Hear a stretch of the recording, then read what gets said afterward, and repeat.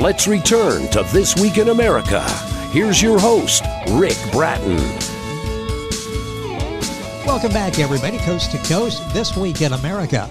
Robert Belenky's work life has been with children in schools, communities, and institutions. For 15 years, his office was in a Vermont forest where children and parents would come for a day or so to think through their personal or family issues. On retirement in 1995, Robert began a series of visits to Haiti and Russia in order to learn how young people may be helped to grow up when natural families are unavailable.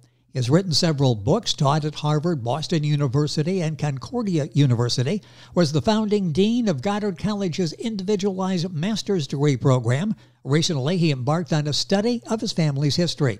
A wise and witty innovator in psychology and education, the retired clinical psychologist is the author of Capt'n Bob's Adventures in Child Psychology. Stories of Robert's work with children in various settings, camps, and communities, housing projects, institutions in the U.S., Haiti, and Russia. And Robert Belenky is our guest on This Week in America. Robert, a pleasure, sir. Welcome to the program. Well, thank you very much, Rick. It is such an important book from your perspective, and time is going to go by so quickly on the program. We'll give you information where you can get a copy of the book as well, but let's start by talking about why you decided to write this book. Why did you feel your experiences were such that we really needed to understand them? Well, let me put it this way, Rick. I kind of drifted into psychology through being a camp counselor, beginning when I was in high school. I guess the first time I was a camp counselor, I was 14 years old and I was a junior assistant, low-level camp counselor. And I rose up through the ranks, becoming a swimming counselor eventually and a waterfront director. The most interesting of those experiences was at a camp for blind children, the New Jersey Camp for Blind Children. And that was fascinating. Let me put it this way, I was an English major in college. I had no idea, but no interest particularly in psychology. But I got really quite involved with the blind kids.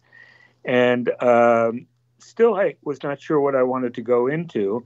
And at the end of, I think it was my third summer working at the camp, I spoke to the assistant director of the New Jersey Camp for the New Jersey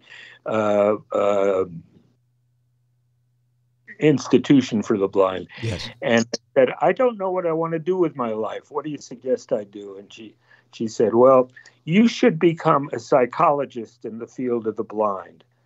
I said, what an interesting idea. I think I might actually try that. So I enrolled at Columbia University, got all my credentials straight, and I spent 1 year working for the New Jersey Commission for the Blind as a kind of a low-level psychologist. Very interesting work. And unfortunately, I never worked with the blind after that. I got into all sorts of other things, most of which are in the book that we're talking about. Yeah, the book is Capt'n Bob's Adventures in Child Psychology. With us on the program is the author, Robert Belenky, and that's Belenky. Great stories in the book, what he was able to do in taking this dedication, this passion he has to work with children. I talked about the locations, Haiti and Russia. Let's talk about that. You talked about in the field of psychology. You were a psychologist and worked a lot in the field rather than an office. What appealed to you about the outdoors? Mentioned the camp that you worked in for a number of years. The outdoors really is a setting that appeals to you, isn't it? Well, yes, it was, I would say more general than the outdoors, the idea of being out in the world, being in the community, being with families, being in neighborhoods. Working with, well, some of the work that I did, I thought was very interesting, was working in a housing project in Boston. On one side of a street, all the residents were white, and on the other side, all the residents were black.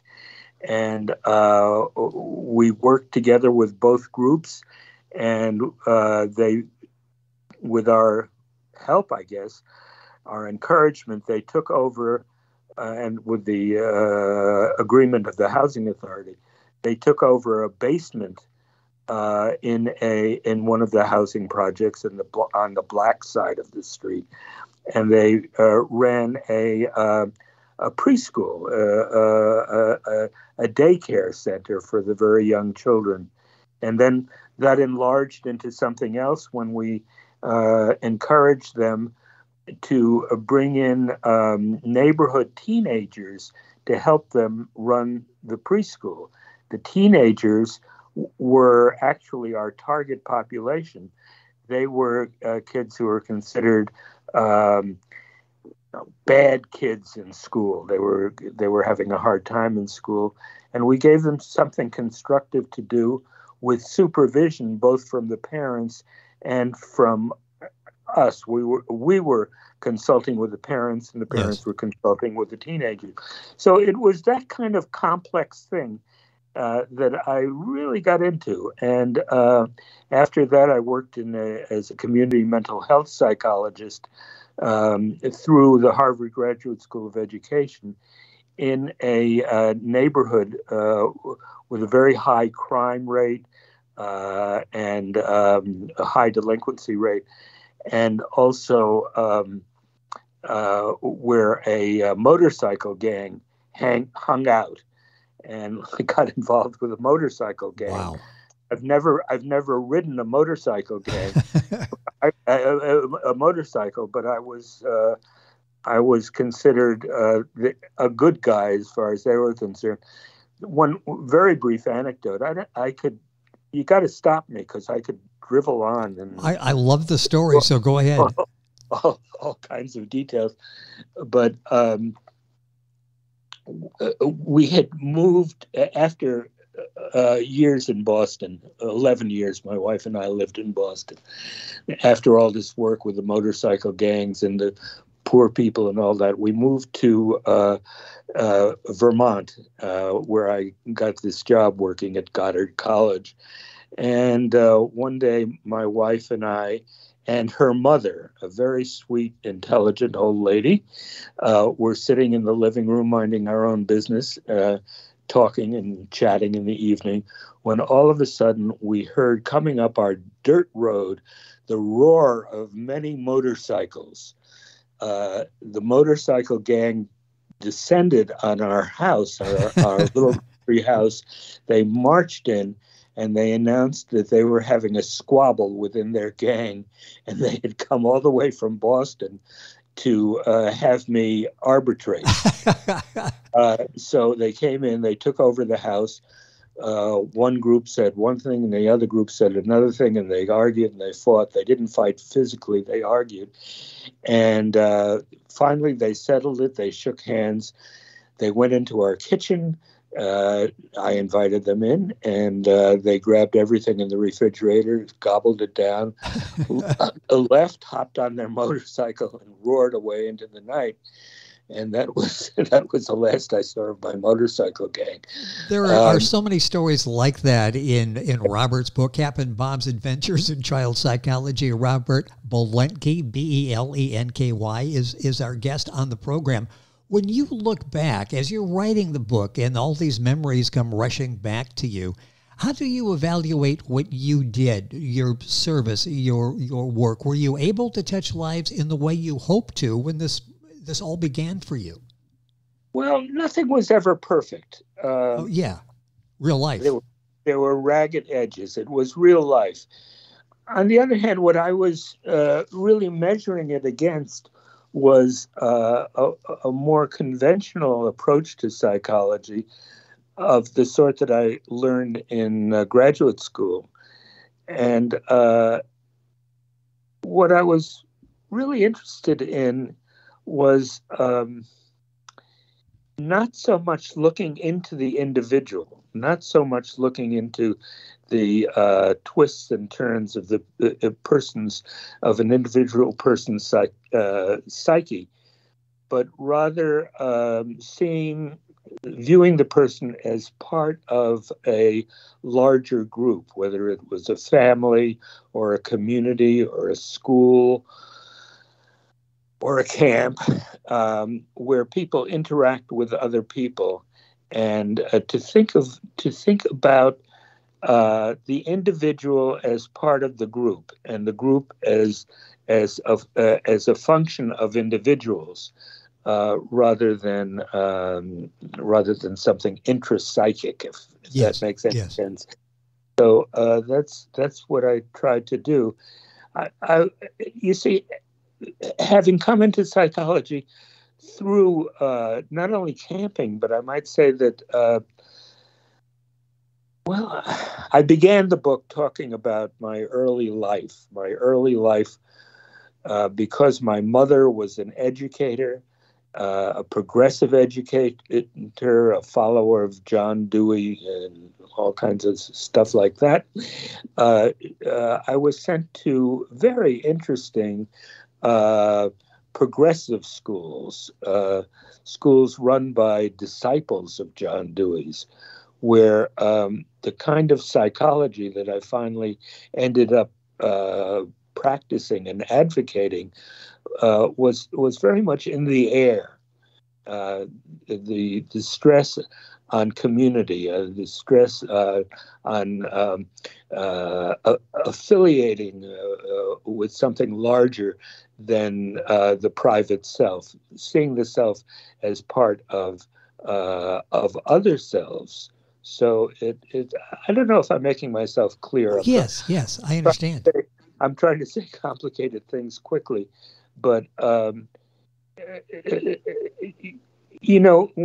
you're in a children's camp, you think about the cabin, the children, the cabin. There's a spirit of the cabin, and it isn't the particular child who is focused on, but there are competitions between the cabin, between groups.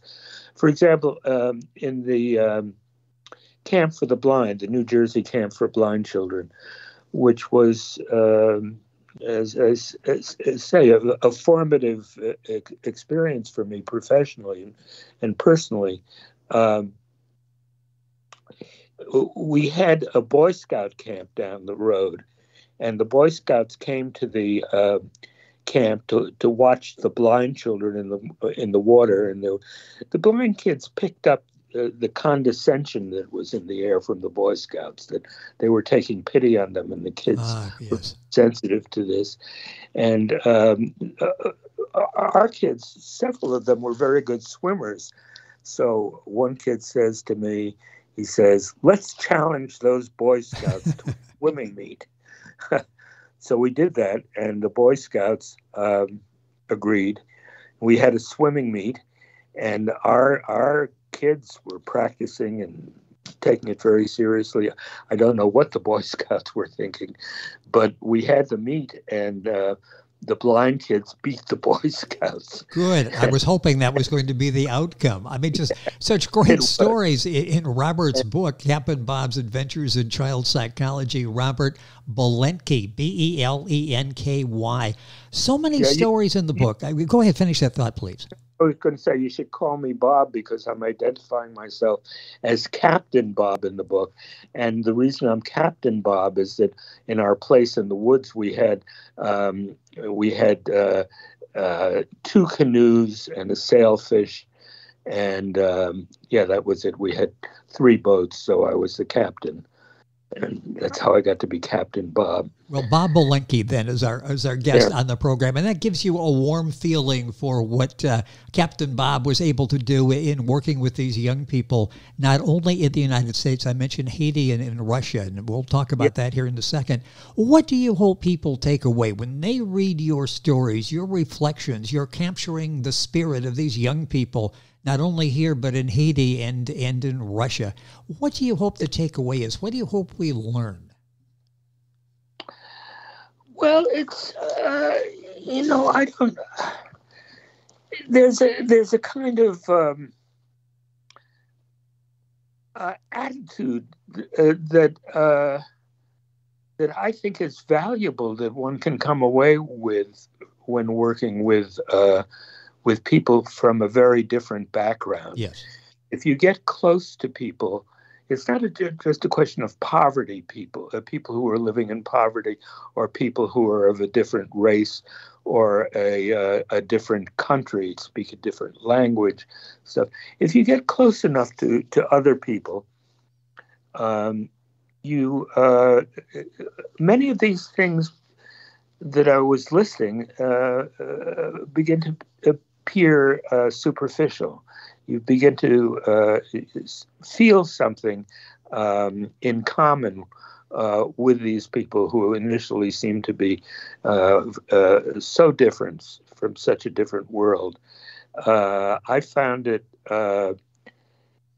well, I was going to say I found it particularly interesting in Haiti, but that's making Russia sound less interesting. But both were interesting.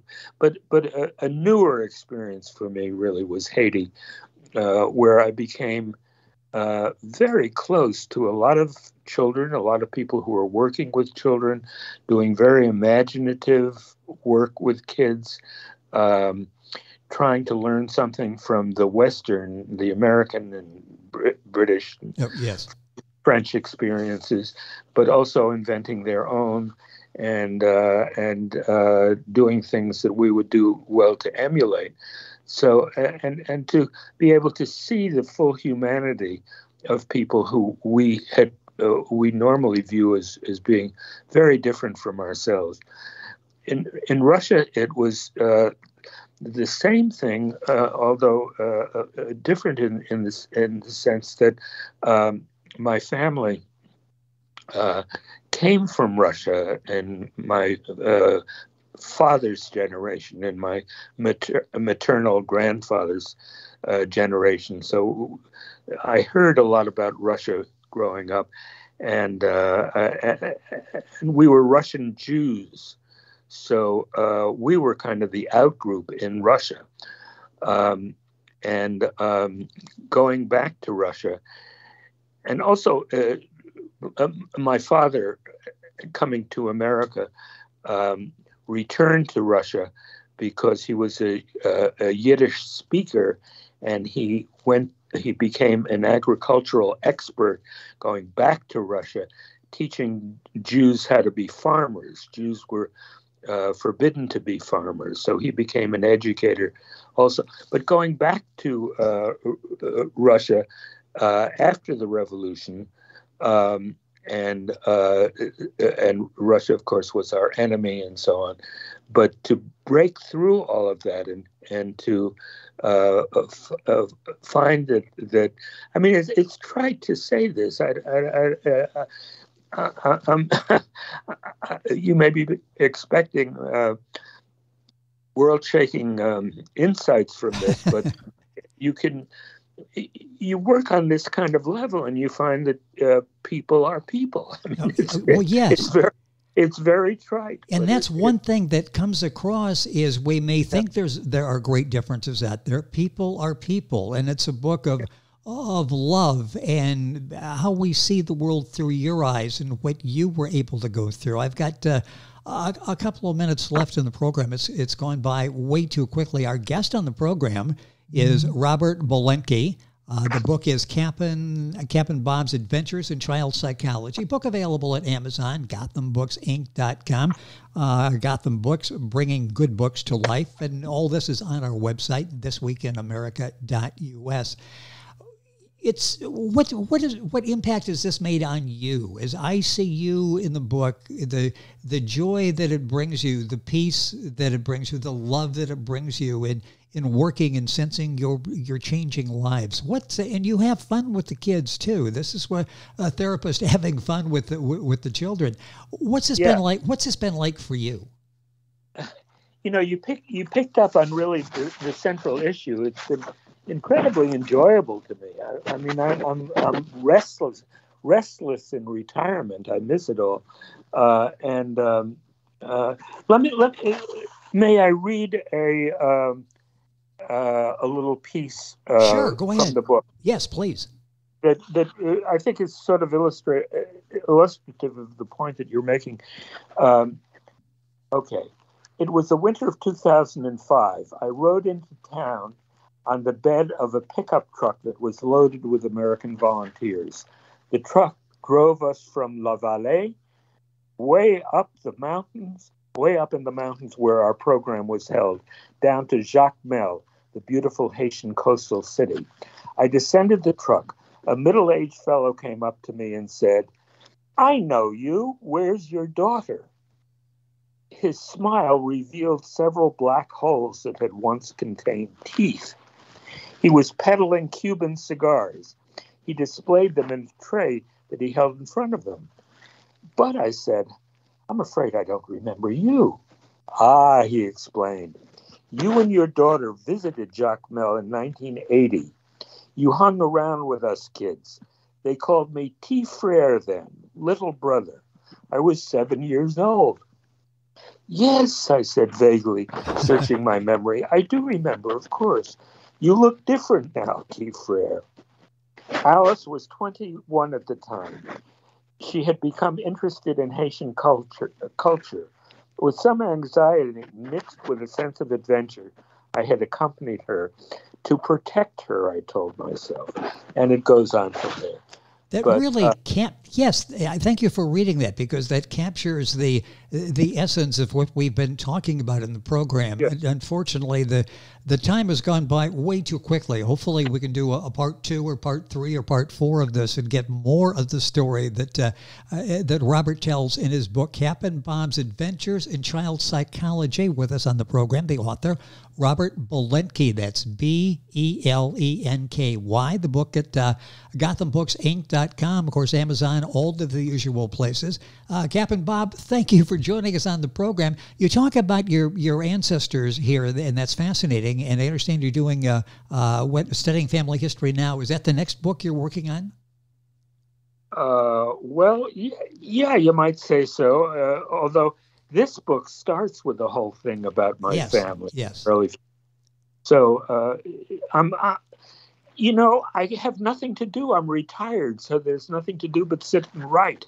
Well, that's good, because you can touch other people and help other people, and it's so enlightening. It's such an innovator in education as well as in psychology. Robert Belenky, our guest on the program. If you're Googling Belenky, the book Cap'n Bob's Adventures in Child Psychology, it's been a pleasure having you on the program. Thank you so much for joining us.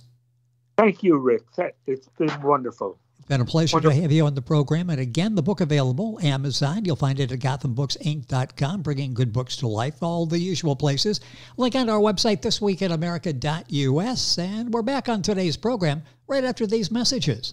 This Week in America is online. You can visit our website, thisweekinamerica.us. Scott Pinkerton, associate producer of This Week in America. Jay Anderson, segment producer. Ben Watson, webmaster. Otto Bechet, director of engineering and TV production. This Week in America produced and is a trademark of Blue Funk Broadcasting, LLC. For information on all of our guests and to listen to this week's show, our website again at thisweekinamerica.us. And I'm Sean Bratton, executive producer of This Week in America.